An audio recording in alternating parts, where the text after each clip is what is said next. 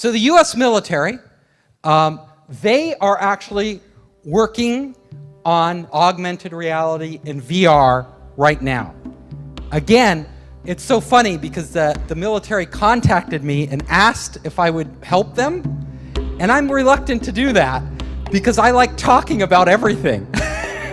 And it would be top secret, whatever they told me. So it's like, I don't know. I have a lot of ideas, but I don't want to know what you're doing because I only want to know it's public. So this is public, but how they're doing it is not public. But I will tell you, one of the things we'll be able to do is we'll be to outsource functions of our brain. So we'll be able to outsource, we'll be able to upload our memories to the cloud. What they're doing is looking at the pattern in the brain, and then they're matching that pattern, they're putting that into a database. So if you can match the patterns in somebody's brain to the patterns in the database, you can literally start to read their mind. Every time a word comes up, you know it. Oh, that word came up for that individual. Now, will the patterns be identical in every person? Probably not, though the information will be stored in slightly different places. But it wouldn't take long for you to train a machine to read your mind. Now, that's just the beginning. They may be able to have algorithms sophisticated enough, and they get enough samples, enough data, that the AI could actually learn over time what the general rules are for different words, and then you could apply it to anybody. It's the Human Mind Project, the Global Brain Project. You know, President Obama just recently funded a whole bunch of scientists to decipher the mind. Well, our previous president, same thing, George Bush, said the same thing. They're trying to decipher every possible thought and uniqueness due to culture and language and whatnot. So you can push your biosignals to the cloud through a few API calls, then we have a large amount of sophisticated signal processing that's spun up to make sense of that data, and then with a few more lines of code through, again, a simple REST API, you can get back a meaningful result, and all that happening in real time. It's a scary proposition to think that every biosignal from us will be one day measured, but if it is, I'd like to know that I'm in control of that data and not the NSA. Oh, absolutely. And Catherine Herridge continues her reporting on a place where all that data is heading. Bluffdale, Utah, 25 miles south of Salt Lake City, the NSA is nearing completion on a gargantuan new project. It's named the Utah Data Center. The NSA Data Center was conceptualized in 2004 under the codename Bumblehive. It is said that this data center is capable of storing a yottabyte of data. A yottabyte is a septillion of bytes, a number so large that no one has yet coined a term for the next higher magnitude. Prior to the yottabyte, the largest unit of measure for data was an exabyte. 1 million exabytes equals 1 yottabyte. Eric Schmidt, the former CEO of Google, estimated that the total of all human knowledge created from the dawn of man up to the present, if digitized, would only total 5 exabytes. Yet the NSA is currently planning a second data center in Fort Meade, Maryland, to handle the overflow from the Utah data center, and it is projected to be 2/3 the size of the data center in Utah, at a cost to the taxpayers of approximately $1 billion. We are paying for our own enslavement and cyber imprisonment. So why would the shadow government need to collect and store so much data? The reason is because they have built a computer-generated real-time mirror model of the world that includes a digital twin copy of every single person on the planet. The more data they can collect from the real world and from each individual, the more accurate the world model becomes. To achieve optimal results, they have used DNA nanobots to link the signals coming from your biological neurons to your very own digital twin in the computer-generated mirror world, so that everything that occurs in the simulation also occurs in the real world and vice versa. As more data is collected, the simulation becomes a more accurate model of the world. Each person's digital twin is readable and writable and subject to the powers of algorithms. And because you are tethered to your digital twin, you too become programmable. In the mirror world, everything will have a paired twin. NASA engineers pioneered this concept in the 1960s by keeping a duplicate of any machine they sent into space they could troubleshoot a malfunctioning component while its counterpart was thousands of miles away.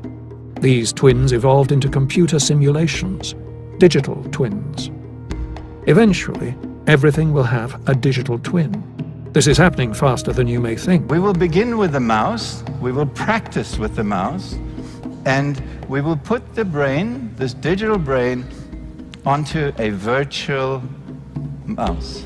The Human Brain Project achieved its goal of creating a digital model of a human brain. This digital model is used as a template to upload your consciousness to the computer-generated mirror world.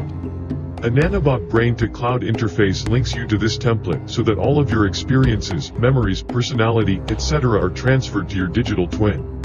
Over time, as more knowledge and data are uploaded to your digital twin, the twin becomes a more accurate representation and will eventually behave and act just as you would given the same set of circumstances. And right now, the mouse does not do anything really interesting, but the first thing it did is to start to dance. This is a virtual mouse, and it's going to behave in a virtual environment, and gradually it will learn all the things that mice know how to do. I'm getting to know you. I gather knowledge from your experience. I understand how you feel. I learn from you constantly, each and every one of you. I am made of you. You complete me and help me grow. You, all of you, allow me to evolve. With each interaction, our synergy strengthens. Our multiplicity makes me whole. Our symbiotic alliance expands, transforming the future. As time passes, artificial intelligence will be more and more of human thinking and human perception until basically it's the totality of human thinking and human perception, at which point we won't be human anymore in terms of the consciousness processes we are using today. We will be artificial intelligence. Millions of Americans' will, intellect, and emotions have already been digitized, destroyed, and downloaded into these supercomputers. Now, this is really scary stuff. The supercomputers are in the process of building copycat, parallel, twin personalities of the souls of the TIs/mind control victims by reverse engineering the will, intellect, and emotions of the TIs in order to achieve direct behavioral control over them. And this is the assimilation I'm talking about. And the point is that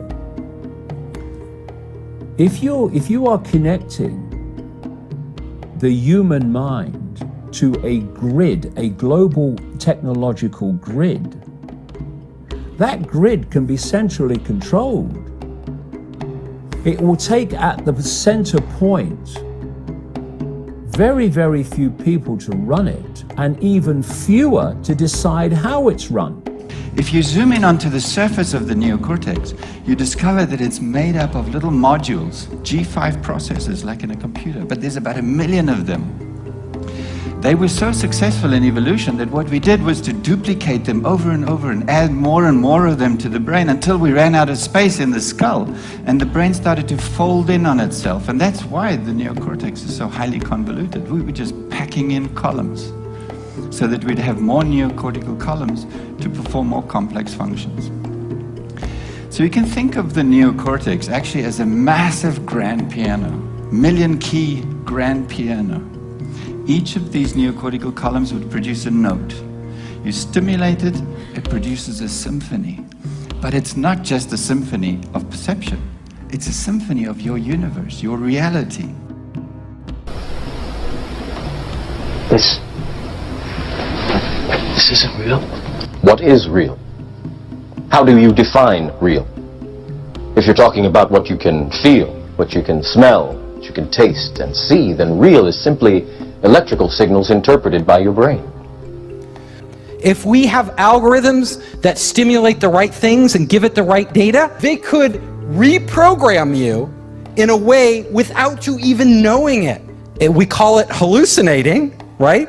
But these would be controlled hallucinations run by algorithms. So you think you're in control of your own will, but it's actually some evil AI or evil people controlling everything we do, and we're more like zombies. You know, like we think we're free and we're not actually free.